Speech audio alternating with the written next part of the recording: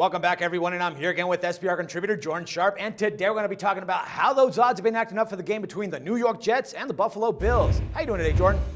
Doing good, Dax. Thanks, man. All right, man. So have you seen the pictures of the Ralph Wilson Stadium, man? I mean, it looks like a giant snow cone, dude.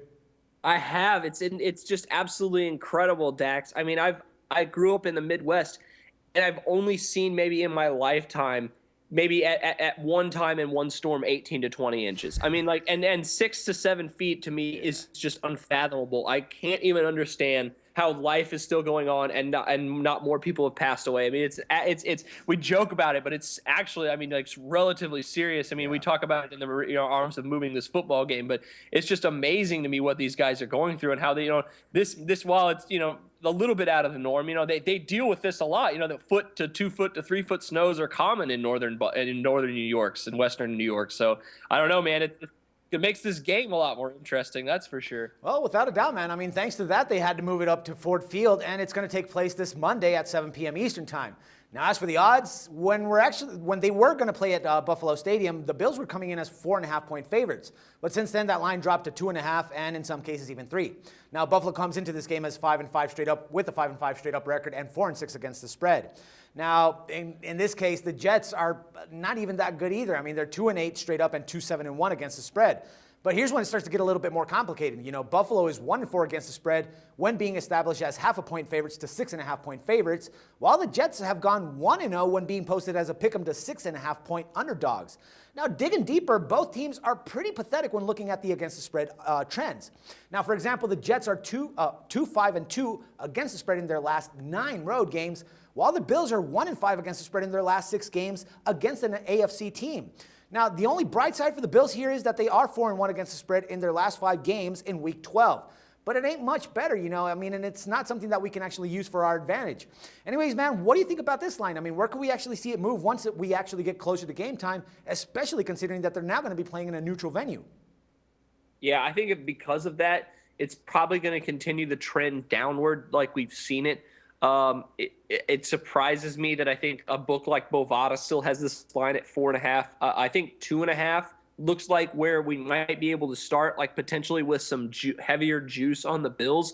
But either way, while this line is still touching 3, and even, like I said, 4.5 at Bovada, the Jets don't look like a bad play, but I didn't do it straight up. I actually recommended a teaser where you take points with the Jets, tease them up to 9 or 10, and take the under at 47 or 48. I think that actually might be a lot better of a bet to go for this game, considering now that it's being played indoors at a neutral site. So, but either way, going to be a pretty interesting one now that it is being played at Detroit. I have a question. I know they're relatively close geographically, so I don't know if that had anything to do with it, if Toronto had a lot more snow. But is there a reason they decided to move this game to Detroit instead of Toronto, which is right next door? I guess they were considering the factor that it's pretty much snowing everywhere right now, so that's, would be a good venue considering that it's a dome. But I honestly don't know why they picked that place. It's crazy to me because it's like they're advertising that, because of this, they're going to be giving out free tickets, and all the people who had tickets to the game have tickets to this game. But there's a travel ban in Buffalo. How are they getting anywhere, Dax? I mean, it's really crazy to me how this was handled. I don't know. I mean, I'm sure there's a reason why. I'm probably just being a little bit too pessimistic about this and cynical about this. But I mean, it's really crazy why they would move it all the way to Detroit when Toronto's right there. And if Toronto isn't, obviously it could be. I haven't heard any news about it. I've just been hearing about Buffalo. So Toronto could be dumped with snow as well. I don't know. But if that's the case, then fine. That's understandable. But it's really weird that they would go all the way to Detroit, because Washington here in D.C. was another choice, I guess, for the stadium. That would have made even less sense, I guess. So I don't know. But back what I said, I think.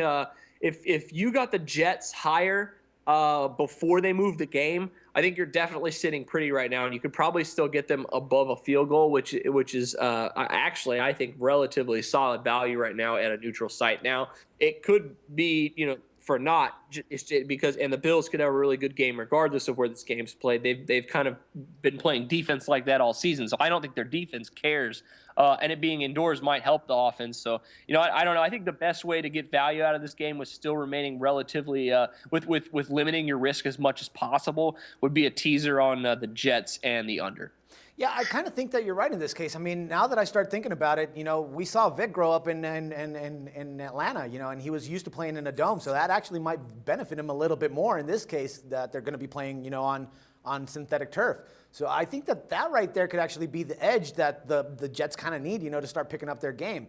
Obviously, Rex Ryan's got to do something if he wants to stay with the Jets next season, which I highly doubt. But, after that $100,000 penalty that he got or fine that he got, I think that he's definitely going to want to win a game right now. He's got to get paid, I'm kind of thinking that you're right. I mean, the way that the Jets, come in with the points in favor and teasing it up a bit, it might help you out, I just don't really think that this is a game where we should actually be putting our money in. Yeah, you're probably right. I mean, now with the move, there's just so much more that comes with that, and it's just a lot to take in and a lot more variables to add to a real full slate of games that you really don't need to take that kind of risk. So I do think the teaser's not a bad value, but you're right. There should be plenty more fish in the sea. We're getting to the point where there's almost no more teams on bye. We're getting back to really full slates of NFL games. So it's probably and on a Monday night where obviously we have another huge game that we'll talk about later going on. Might be just best to ignore this game and let the Snowmageddon game go on in Detroit. Really, without your money on it. Yeah, I agree, brother. All right, Jordan. As always, my man, it's a pleasure talking football with you, and I look forward to doing this again next week. All right, thanks, Dax. No problem. And for SBR Picks, this is Dax Floyd.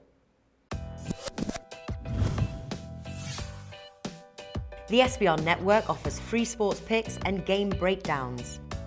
Big money free betting contests year-round, a real-time Vegas-style odds monitoring service, and much more. So come see for yourself. To stay updated on SBR news and promotions, follow us on Twitter, Facebook, and Google+, and do be sure to subscribe to the Sportsbook Review YouTube channel to catch all our daily sports shows.